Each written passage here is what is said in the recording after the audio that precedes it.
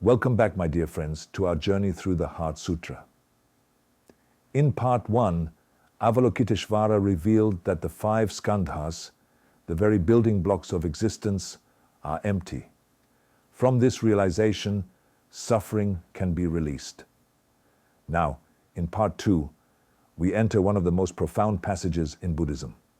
Sutra line 4, Shariputra, the true nature of all dharmas is emptiness.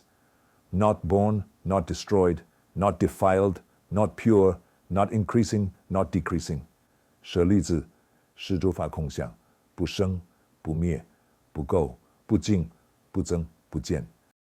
Reflection and metaphor. At first, this may sound impossible. How can something be not born, not destroyed? How can it be neither dirty nor clean? Have you ever felt like life keeps giving and taking away? Success one moment, loss the next. One day someone praises you, the next day they criticize you. That constant swing is exactly what these words are pointing to.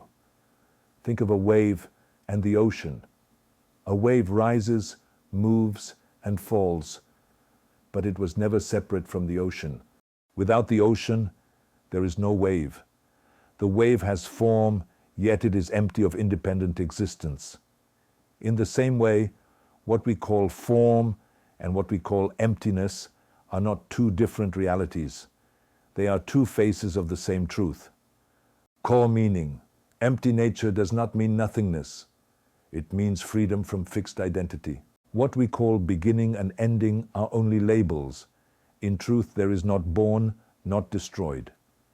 Bu Sheng Bu Mi. What we call dirty or clean depends on a passing moment. In truth, there is not defiled, not pure. Bu Gu Bu Jing. What we call more or less success or failure are shifting judgments. In truth, there is not increasing, not decreasing. Bu Zhang Bu Jian. When we cling to these labels, we suffer. When we see through them, the heart relaxes. How to reflect and find the root. When judgment arises, ask yourself, why do I believe this is permanent? Am I clinging to a label that only exists in my mind? Try this. Sit quietly. Name your feeling. Ask, is this permanent or is it just passing through? Watch it rise, linger, dissolve. In this watching, the heart becomes spacious. Life examples. 1. Social media comparison. You scroll through your feed. Everyone looks happier, more successful. A voice whispers, I'm not enough. That's just form, an empty projection, Bu Sheng Bu Mi. When you scroll social media and think others are happier, what you're seeing is not their real happiness. It's only a picture, a projection of forms. The suffering arises because you believe that picture is real and start comparing. When you awaken, you see, this is just a reflection, like an image in a mirror. Beautiful, but empty. That's Bu Sheng Bu Mia. Not born, not destroyed. The truth is unchanging behind all forms. 2. Kindness and expectation. You help someone, but feel hurt when they don't thank you. The act seemed pure, but expectation made it impure. Not defiled, not pure Bu Gu Bu Jing. When you help someone out of kindness, compassion, or love, your heart is open and selfless at that moment.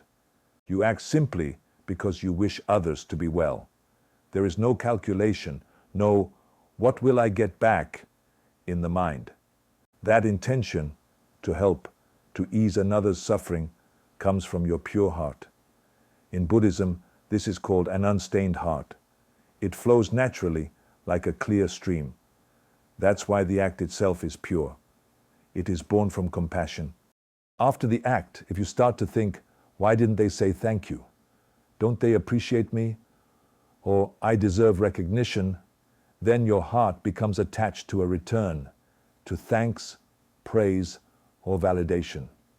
This expectation stains the act with a subtle desire or ego.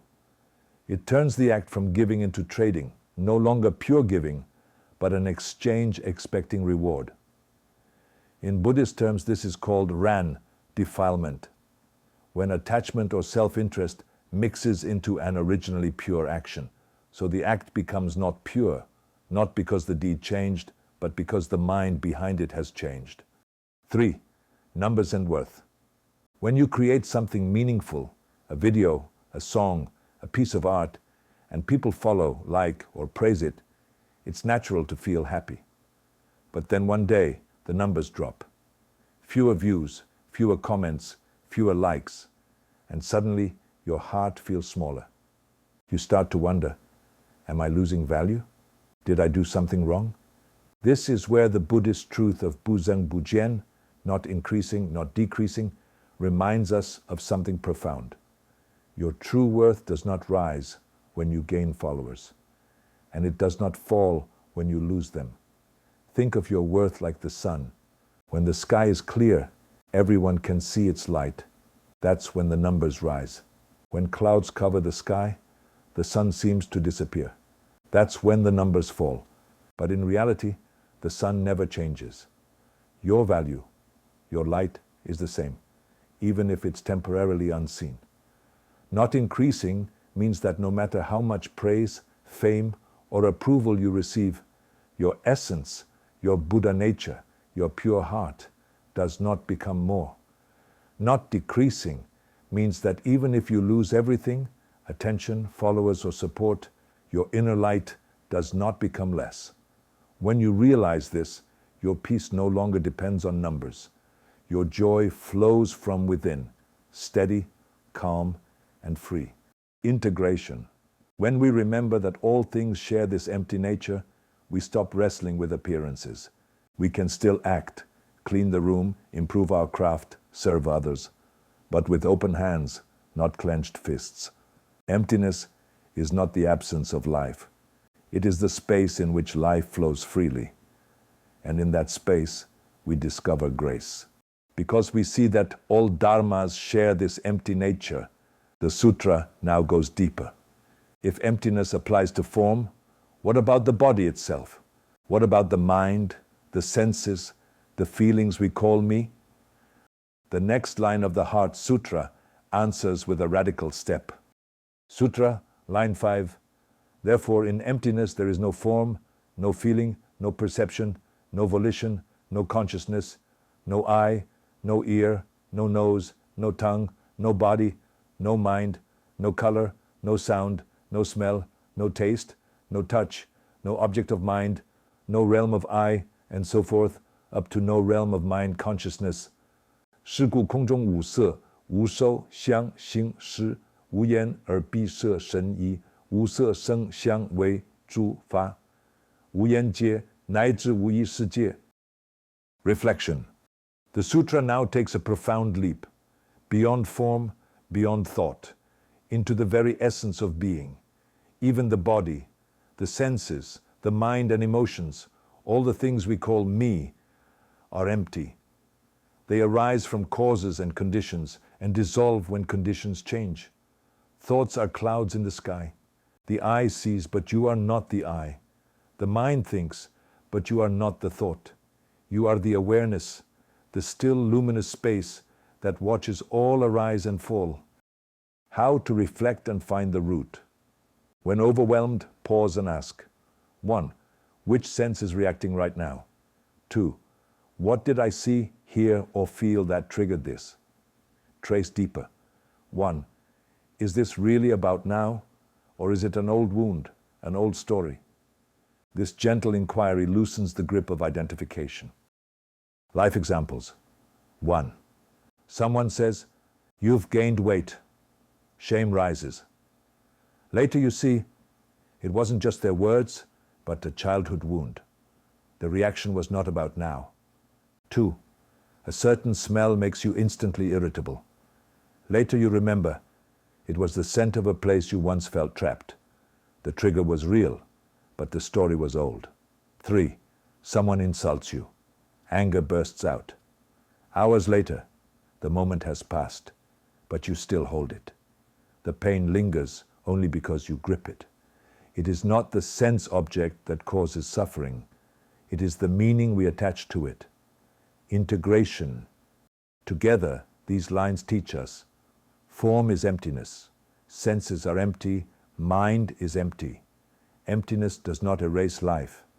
It reveals life as fleeting, flowing, interdependent, free. The senses are not enemies. They are gateways, not to grasp more, but to awaken more. When we stop chasing every sound, taste, thought, or memory, a deeper stillness emerges, not denial of the world, but freedom within it. Seeing that all forms, senses, and even thoughts are empty, the sutra takes another astonishing turn. It says, no ignorance and no end of ignorance, no aging and death, and no end of aging and death. What does it mean when even suffering and awakening itself are seen as empty? That is what we will explore next in part 3 of the Heart Sutra. Stay tuned, dear friends, and keep your heart open. May these teachings bring peace to your heart, clarity to your mind, and compassion to your journey. If this message touched you, please like, share, and subscribe so that more souls may walk this path together. Until next time, may you be free, spacious, and filled with light. See you in the next video as we continue our journey through the Heart Sutra, Part 3.